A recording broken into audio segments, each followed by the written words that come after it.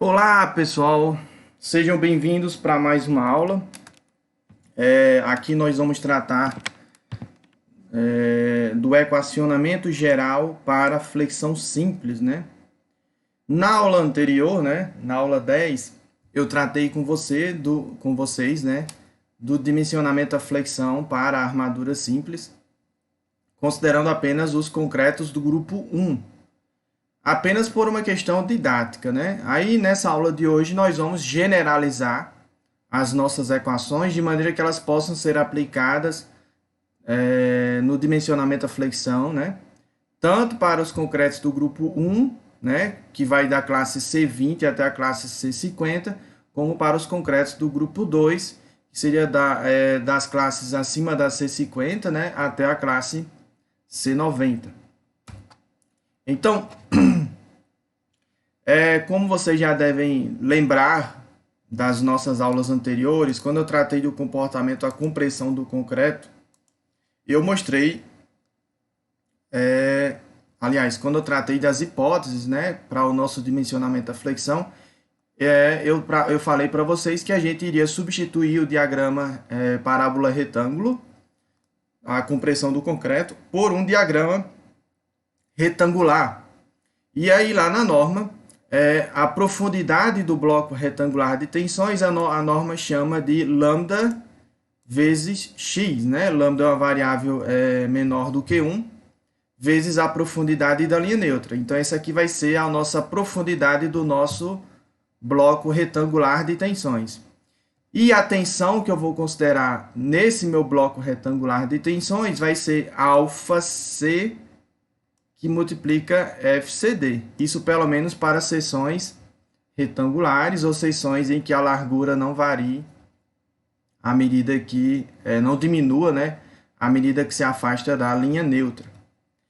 Então, se a gente for lá na NBR 6118, mais precisamente no item 17.2.2, a norma apresenta isso aqui para a gente, ó. Lá no item naquelas nossas hipóteses que a gente viu nas aulas anteriores. O meu lambda vale 0,8 se eu estiver trabalhando com um concreto da classe do grupo 1, né? Ou seja, concretos com resistência característica abaixo de 50 megapascal. E o lambda vale essa expressão aqui se eu estiver me referindo a concretos do grupo 2. Na aula anterior, no vídeo 10, né? Na aula 10, a gente tratou somente dos concretos do grupo 1 e a gente já colocou de forma direta que o lambda era igual a 0,8. Em relação às tensões de compressão no bloco retangular de tensões, então vejam aqui, se a largura da seção medida paralelamente à linha neutra não diminuir a partir desta para a borda comprimida, então a tensão que eu tenho no concreto, lá no bloco retangular, é αc vezes FCD, correto? Quem é αc? Bom, se for o concreto do grupo 1, αc vale 0,85, correto? O nosso famoso 0,85, que inclusive a gente já tratou aqui várias vezes. Se for o concreto do grupo 2, aí depende da resistência à compressão característica do concreto. Lembrando que para o cálculo dessas duas variáveis aqui, ó, o lambda e o alfa, para os concretos do grupo 2, o meu FCK, né, o meu FCK aqui, ele tem que entrar em megapascal, porque essas fórmulas são empíricas, né, empíricas. Tudo bem? Então, essas fórmulas aí para a gente determinar a profundidade do bloco retangular de tensões e o valor das tensões, no bloco retangular também para os concretos do grupo 2, diferenciam-se dos concretos do grupo 1, tendo em vista o comportamento frágil que esses concretos do grupo 2 possuem, né? Como a gente já discutiu anteriormente. Então, as deformações últimas mudam, a deformação de início da plastificação, que é o εc2, também mudam. Então, se o concreto tem um comportamento mais frágil e, portanto, altera o seu diagrama parábola-retângulo, né? Em relação ao grupo 1, então a profundidade e as tensões vão ser alteradas, né? De maneira a permanecer aquela equivalência estática desculpe, aquela equivalência estática entre o diagrama parábola-retângulo e o diagrama retangular de tensões. Então, vamos tratar do nosso dimensionamento da mesma forma que a gente apresentou na aula 10, só que de uma forma mais geral, né? De maneira que vocês possam aplicar a qualquer tipo de concreto, seja do grupo 1 ou seja do grupo 2. Tudo bem? Então, vejam lá, eu trouxe aqui a nossa seção retangular, submetida a um momento fletor positivo. Momento fletor positivo solicitante de cálculo. Né? Vocês fizeram análise estrutural lá da viga de vocês e determinaram, numa determinada seção crítica ali, quem é o momento fletor solicitante de cálculo para o projeto de vocês, né? Aí eu tenho aqui a minha altura útil e tenho aqui a distância do centroide das armaduras até o banzo inferior. E por causa desse equilíbrio interno que nós vamos ter aqui na seção transversal, eu vou dispor uma armadura na face inferior para resistir aos esforços de tração, né, no banzo inferior, e uma porção da minha seção transversal vai ficar comprimida, né? Vai ficar comprimida, que aí a gente vai admitir o diagrama retangular de tensões. Então, eu apresento aqui o meu diagrama de deformações ao longo da altura, obedecendo à hipótese de Bernoulli. Então, eu tenho uma deformação no concreto que eu não conheço, e tem uma deformação nessa minha armadura que eu também não conheço. Admitindo, então, que a seção permanece plana, então eu posso ligar esses dois pontos por uma reta, ou seja, assumir que há uma distribuição linear de deformações ao longo da altura. E aí, onde essa minha reta toca a nossa seção transversal, significa que a minha deformação é nula. Ou seja, aqui é a minha linha neutra, né? Aqui nesse ponto nós temos a nossa linha neutra. Então, eu chamo isso aqui de profundidade da nossa linha neutra em relação ao banzo superior. Quem vai ser o meu bloco retangular de tensões? Bom, como a gente viu anteriormente, vai ser lambda vezes x, ou seja, lambda vezes a profundidade da linha neutra. Quem vai ser a minha tensão no meu concreto no bloco retangular de tensões? Vai ser alfa C vezes a resistência de cálculo do meu concreto. Quem vai ser a força na minha armadura? Bom, vai ser a tensão na minha armadura, que eu não conheço, vezes a área de aço que eu coloquei lá embaixo na nossa viga, né? Admitindo que todas as barras ali possuam a mesma distribuição de tensões normais. Tudo bem? Uma distribuição uniforme de tensões normais ao longo de todas as barras. Para eu conhecer quem é essa tensão na minha armadura, eu preciso saber quem é a minha deformação no aço. E, por sua vez, eu só consigo determinar quem é uma dessas duas deformações se eu conhecer quem é a posição da minha linha neutra. Então, para que a gente possa determinar essa variável, né, a nossa posição da linha neutra, eu tenho que partir para o equilíbrio. E aí, como eu estou trabalhando no plano, eu tenho aí duas equações de equilíbrio que eu posso aplicar. Uma é o somatório das forças horizontais. Então, deixa eu limpar aqui a tela. Uma é o somatório das forças horizontais das forças internas na nossa seção. Ou seja, se eu somar a minha força na armadura Fs com a minha força de compressão no concreto, como eu estou na flexão simples, então eu sei que a soma dessas duas forças internas tem que dar 0, porque não existe um esforço normal aplicado na nossa seção, né? A minha viga está submetida à flexão simples. Então, fazendo o somatório das forças horizontais, né, eu vou encontrar aí que a força na minha armadura é igual à minha força de compressão no concreto. Isso imaginando aí a flexão simples com a armadura simples. Bom, essa nossa primeira equação, ela não fornece, obviamente, aí a nossa profundidade da linha neutra, né? Como a gente vai ver a seguir. Então, vamos aplicar outra equação, que agora é o equilíbrio dos momentos. Eu vou fazer o equilíbrio dos momentos na nossa seção, né? Imaginando essa figura aqui, ó, ou seja, as forças internas na nossa seção. Eu vou fazer o equilíbrio dessas forças, aliás, o equilíbrio de momentos, né, em relação ao centroide das minhas armaduras, ou seja, em relação a esse ponto. Então, o momento da minha força FC em relação a esse ponto, mais o momento da minha força FS em relação a esse ponto, tem que ser equivalente ao meu momento fletor solicitante de cálculo, né? Então, esse meu momento fletor solicitante de cálculo vai promover ali uma força de compressão no meu concreto e uma força de tração no aço. E aí essas duas forças internas, elas têm que ter uma equivalência estática com o meu momento fletor solicitante de cálculo. Então, como o braço de alavanca da minha força Fs em relação a esse ponto é zero, então eu chego que Fc vezes Z, ou seja, a minha força de compressão no concreto vezes o braço de alavanca, tem que ser igual ao meu momento fletor solicitante de cálculo.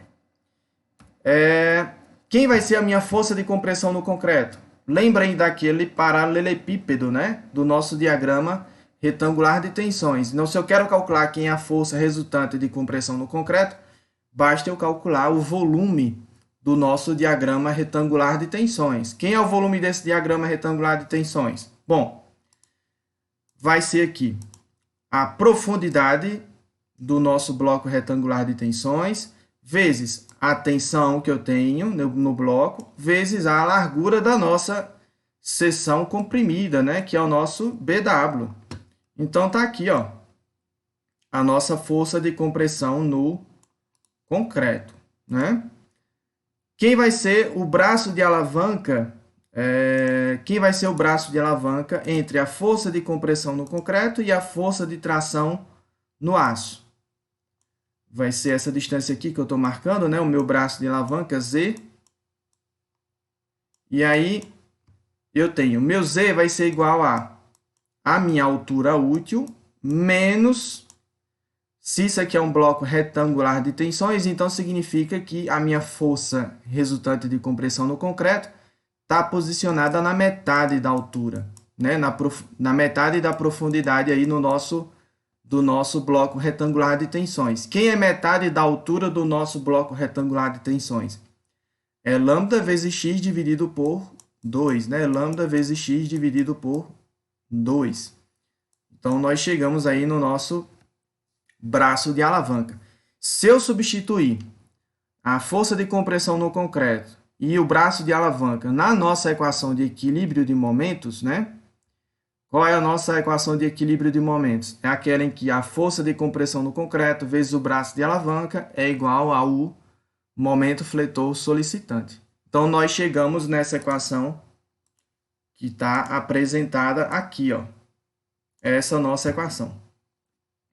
Se eu brincar mais um pouquinho com essa equação, ou seja, se eu rearranjar ela, eu chego nessa equação aí. Vamos marcar aqui quais são as variáveis que eu conheço se eu estiver em uma situação de dimensionamento, né? Ou seja, eu conheço a minha seção transversal, conheço o concreto que eu estou utilizando, e sei quais são os esforços que estão atuando na minha seção transversal. O meu objetivo seria, então, calcular quem seria a posição da linha neutra. Então, vamos marcar quem é que eu conheço. Eu sei quem é a largura, sei quem é a resistência de cálculo do meu concreto, posso estimar quem é a altura útil da minha viga e sei quem é o momento fletor solicitante. Essa variável aqui, ó, aliás, essas duas variáveis que estão aqui, eu conheço por quê? Porque elas estão atreladas à minha resistência à compressão de cálculo do meu... Aliás, elas estão atreladas à resistência característica do meu concreto, como a gente viu lá no item 17.2.2 da NBR 6118, né? Então, no fim das contas aqui, eu tenho uma equação do segundo grau, em que a minha variável de interesse aqui é a profundidade da linha neutra, que eu não conheço. Não conheço. Então, utilizando aí a fórmula de Bhaskara, vocês vão ter duas soluções para a posição da linha neutra. Duas posições. Eu já tratei nas aulas anteriores que é a solução que tem esse sinal de mais aqui, ó, ela não tem sentido físico, porque ela levaria a nossa seção transversal a ter uma posição da linha neutra, ela levaria o nosso estudo aí a que a linha neutra tivesse posicionada fora da seção transversal, ou seja, o meu x seria maior do que o h, né?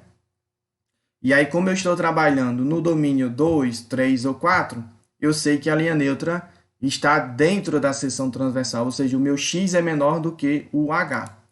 Portanto, qual das duas soluções eu utilizo? Né? Qual das duas soluções tem sentido físico? É a que apresenta o sinal de menos. Tudo bem? Então, essa é a equação que a gente usa para calcular a posição da linha neutra em um problema de dimensionamento à flexão simples. E ela se aplica aí para qualquer tipo de concreto, seja concretos do grupo 1, seja concretos do grupo 2.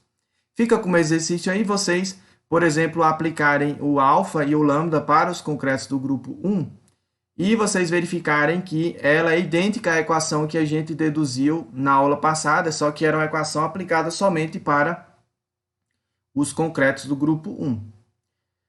Então, pessoal, uma vez que vocês descobriram quem é a posição da linha neutra, né, vocês podem descobrir, então, quem é o nosso braço de alavanca e, consequentemente, fazendo equilíbrio agora de momentos em relação ao ponto de aplicação da força de compressão no concreto, ou seja, deixa eu marcar aqui, ó, se isso aqui é a profundidade da linha neutra, então significa que o nosso bloco retangular de tensões, ele está ligeiramente acima da linha neutra, né?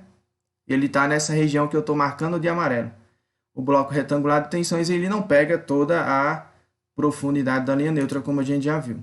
Então, a nossa força de compressão no concreto, ela está no meio, né? No centroide desse nosso paralelepípedo aí, né? Do nosso bloco retangular de tensões. Então, se eu fizer equilíbrio de momentos da força de tração na minha armadura, Fs, em relação a esse ponto, né? E lembrando que a força de compressão no concreto, que está nesse ponto, ela não realiza momento em relação a esse ponto, então eu vou encontrar que Fs vezes Z é igual a MD. Tudo bem? Quem é a minha força de tração na minha armadura? Bom, é a área de aço vezes a tensão na armadura. Então, isolando aqui a minha variável AS, né? Ou seja, a minha área de aço, eu vou encontrar que AS é igual ao momento fletor solicitante dividido pelo braço de alavanca, que eu já vou ter descoberto, né, numa situação de projeto, vezes a tensão de escoamento do aço. Por que foi que eu substituí a minha tensão no aço, uma tensão genérica, pela tensão de escoamento de cálculo da nossa armadura? Bom, se eu estiver admitindo que a nossa peça esteja trabalhando no domínio 2 ou 3, porque essa é a situação adequada para a ductilidade da nossa peça, né? Na flexão simples. Então, nesses dois domínios, vocês devem lembrar que a minha armadura sofre escoamento. Então, a princípio, a área de aço ela é calculada supondo aí que a nossa armadura vai sofrer escoamento. Mas aí eu tenho que verificar essa situação. Mas antes da gente fazer essa verificação, né, se a nossa armadura vai escoar ou não, eu vou apresentar para vocês as fórmulas adimensionais para o cálculo da armadura simples, também de maneira genérica. Então, pegando a nossa equação de equilíbrio de momentos que eu apresentei anteriormente, a mesma equação de equilíbrio de momentos, vamos fazer o seguinte, ó. Vamos dividir todo mundo, vamos dividir o primeiro membro e o lado esquerdo da igualdade e o lado direito da igualdade pela altura útil ao quadrado. E vamos passar esse carinha aqui, ó, a minha resistência à compressão de cálculo do meu concreto e a largura da minha seção, dividindo o meu momento fletor solicitante. Então, eu vou chegar nessa equação aqui. Vocês já devem ter reparado, então, que nós temos novamente aqui aquelas variáveis adimensionais que eu já comentei, que é o x sobre o d, ou seja, a posição relativa da minha linha neutra com relação à altura útil da nossa viga, e essa outra variável adimensional aqui, essa outra variável adimensional, que seria o meu KMD. Então, eu tenho aí uma equação do segundo grau com relação à variável Kx. Por que eu tenho a equação do segundo grau em relação à variável Kx? Porque KMD depende das propriedades geométricas da seção, do concreto e do momento fletor solicitante. Portanto, a única variável que eu não conheço aqui, numa situação de dimensionamento, é o meu Kx. Solucionando aí a equação do segundo grau, né, fórmula de Bhaskara, nós chegamos à seguinte equação. Meu Kx vai ser 1 menos a raiz quadrada de 1 menos 2 vezes KMD sobre αc, dividido por lambda. Peço que vocês também comparem essa equação com a equação que a gente trouxe na aula passada, quando aplicava somente os concretos do grupo 1. Então, substituam aí para os concretos do grupo 1, né? Quem é o αc e quem é o lambda, e aí vocês vão ver que chegam na mesma equação, exatamente na mesma equação. Bom, uma vez que vocês determinarem, então, quem é o Kx, vocês conseguem saber, então, quem é a área de aço, apenas calculando ali o Kz, que é a nossa variável adimensional para o nosso braço de alavanca. E aí, eu queria deixar claro com vocês que o uso dessas variáveis adimensionais, ele é muito prático mesmo, porque vocês podem fazer planilhas para cálculo do Kx em função do KMD, e aí de maneira direta vocês já encontrariam ali também quem seria a deformação no concreto, quem seria a deformação no aço e quem seria o braço de alavanca, a variável Kz, né? E aí percebam que muitos livros, por exemplo, o livro do professor Schuster, o livro do professor João Carlos Teatini e o livro As Apostilas do professor Sérgio Bastos, trazem essas tabelas, né, para cálculo de armadura à flexão simples, armadura simples, né, considerando o uso dessas tabelas. Ao longo da nossa disciplina, por causa da nossa vivência virtual, né, eu não vou utilizar essas variáveis adimensionais nos nossos exercícios. Por quê? Porque eu vou programar os nossos exercícios em planilhas. E aí não faria sentido eu ficar utilizando variáveis adimensionais que facilitam o cálculo se eu já estou utilizando planilhas, né? Então, geralmente eu vou acabar recorrendo às equações tradicionais para cálculo da posição da linha neutra, né? O meu x, o meu z, ou seja, o braço de alavanca e assim por diante. Mas se vocês forem fazer algum cálculo manual, né? E quando eu digo manual, manual, né? Seria ali você usando uma calculadora, um papelzinho, uma caneta e tal. Então, nessa situação, o uso das planilhas, o uso das tabelas, né, com as variáveis adimensionais, se torna muito prático, né? Tudo bem? Também tem outra questão que é o caráter didático, né? O caráter didático dessas planilhas. Por quê? Uma vez que você sabe as dimensões da sua seção e o momento fletor solicitante, quando você vai olhar na sua planilha, né, de variáveis adimensionais, você já tem uma noção direta, depois que você calcula o seu KMD, você determina de forma direta pela tabela se a sua seção está submetida a um momento fletor que pode conduzir ela a ter um comportamento frágil, né? Ou seja, fazer com que a sua seção entre no domínio 4 ou, de repente, tenha aí uma posição da linha neutra maior do que 0,45 para os concretos do grupo 1 ou 0,35 para os concretos do grupo 2. Então, pensando nisso, né, pensando nessas planilhas, eu elaborei uma também consta lá no anexo da nossa apostila de exercícios de concreto 1. E aí nessa planilha nessas tabelas vocês podem calcular, como eu falei, quem é o seu KMD, ou seja, o seu momento fletor solicitante adimensional. Depois, na segunda coluna, vocês determinam ali quem é o Kx, ou seja, a profundidade da linha neutra também é adimensional. O braço de alavanca, a deformação no concreto e a deformação no aço. Então, de imediato, você já descobre em que domínio a sua seção transversal está trabalhando. Lembrando aqui, com relação ao que a gente viu nas aulas anteriores, que eu tenho que impor um limite para a posição da linha neutra, que é, para os concretos do grupo 1, 0,45 da altura útil e, para os concretos do grupo 2, 0,35 da altura útil. Se vocês estiverem dimensionando uma seção, a flexão simples, né? E aí, de repente, vocês desrespeitarem esses valores limites que a norma impõe com relação à ductilidade, então a gente vai acabar recaindo no que a gente chama de armadura dupla, né? Então, ou pior ainda, né? Aliás, corta essa parte.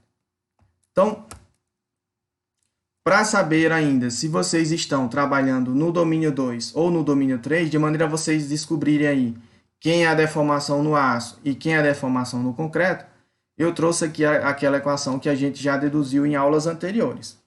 Só que agora ela está de forma generalista, né? Ela se aplica tanto para os concretos do grupo 1 como para os concretos do grupo 2. Então, o valor limite do Kx do domínio 2 para o domínio 3 seria a deformação última do concreto dividido pela deformação última do concreto mais 10 por 1000. Quem é a deformação última do concreto? Bom, se for o concreto do grupo 1, aí vocês sabem que é 3,5 por 1000. Se for um concreto do grupo 2, aí eu peço que vocês retornem à nossa aula em que eu abordei o comportamento a compressão do concreto, né? Segundo a NBR 6118. Eu não lembro agora qual é o número da aula, né? Então eu agradeço, peço que vocês aprofundem o conhecimento e se cuidem, pessoal. Fiquem com Deus.